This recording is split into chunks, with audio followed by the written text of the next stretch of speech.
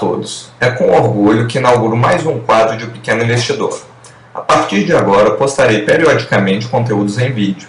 E o primeiro assunto abordado nesse formato é o famoso programa Minha Casa Minha Vida, que tem por objetivo possibilitar que a população de baixa renda tenha acesso à tão sonhada casa própria. Como participar do programa? Quais as regras e as principais dificuldades enfrentadas por quem decide se inscrever? Que cuidados o comprador deve tomar antes de adquirir seu imóvel pelo programa? São essas as questões que iremos discutir.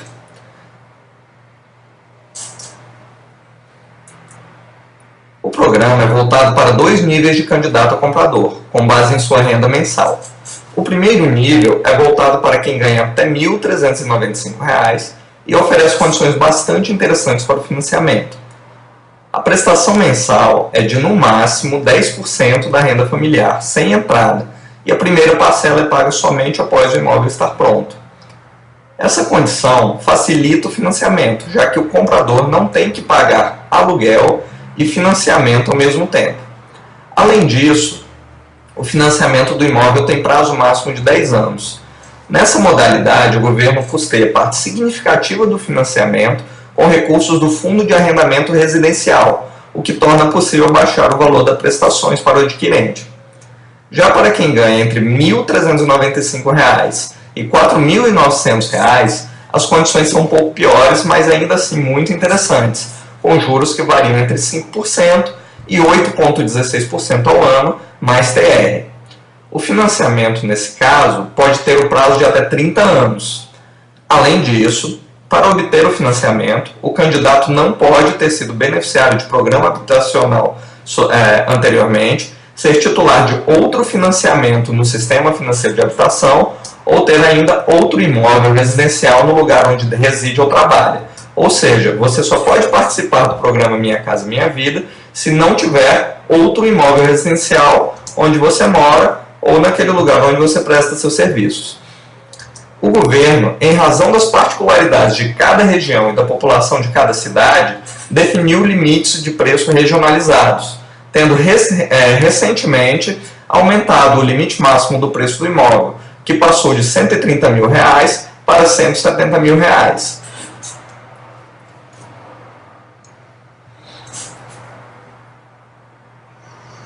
As facilidades do programa, assim como a fragilidade da fiscalização por parte do governo e da Caixa Econômica, têm aberto as portas para várias fraudes. É comum nós lermos em jornais e revistas que muitos dos empreendimentos vinculados ao Minha Casa Minha Vida são entregues sem atender às especificações do governo, com qualidade duvidosa ou em localidades sem a menor infraestrutura. Outra coisa que tem acontecido recentemente diz respeito a unidades que não têm sido construídas no prazo que é definido contratualmente. Portanto, antes de assinar o contrato, é importante verificar a credibilidade da construtora e, se possível, visitar algum empreendimento que ela já tenha entregue na região. Uma fraude que tem sido muito notificada diz respeito a construtoras que têm anunciado que o imóvel preenche os requisitos do programa, quando na verdade eles não os atendem. Em alguns casos, por exemplo, a construtora vende um imóvel por um valor que está dentro das regras do programa, mas a Caixa Econômica o avalia por um valor superior ao do contrato. E nesse caso o imóvel não se enquadra no programa. Portanto, nesses casos é importantíssimo que o comprador não assine o contrato antes da avaliação da Caixa, mesmo que a construtora insista que o imóvel se enquadra nos parâmetros do programa Minha Casa Minha Vida. O que vale é a avaliação que é feita pelos técnicos da Caixa Econômica Federal. Se o contrato for assinado e o comprador der um sinal, ou seja, uma entrada, esse valor não será restituído, a não ser, na maioria dos casos, depois de uma longa briga judicial com a construtora. Portanto, antes de adquirir um imóvel, o ideal é tomar todas as precauções para que não seja necessário recorrer à justiça. Como todo mundo sabe, a justiça é bastante lenta e muitas vezes a construtora tem a possibilidade de levar adiante uma briga judicial bastante longa. Agora, você tem condição de sustentar essa briga? É importante tomar precauções para não ter que enfrentar esse tipo de situação. É verdade que o programa tem conseguido dar acesso à casa própria para milhões de brasileiros que ainda não conseguiram realizar esse sonho. Mas, ao mesmo tempo, o programa tem servido aos interesses das construtoras.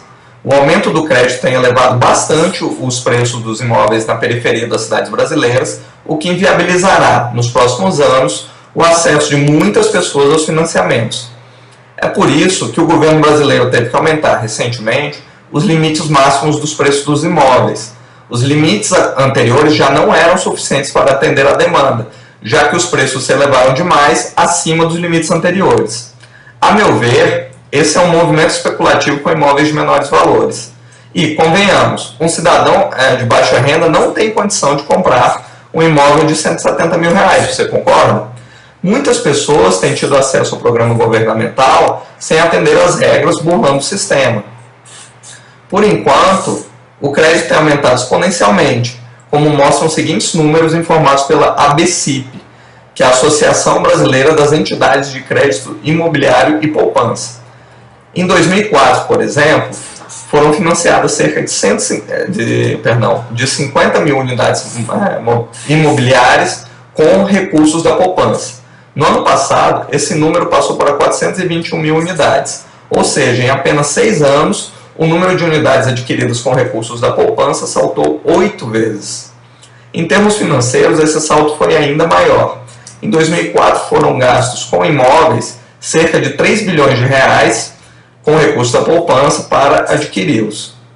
E esse número saltou para quase 60 bilhões de reais em 2010, ou seja, um crescimento de 20 vezes. Em resposta, os preços do mercado imobiliário dispararam nos últimos anos, em um movimento que não é sustentável no longo prazo. Espero sinceramente que o governo brasileiro se concentre em atender a população de baixa renda, sem estimular ainda mais a especulação imobiliária.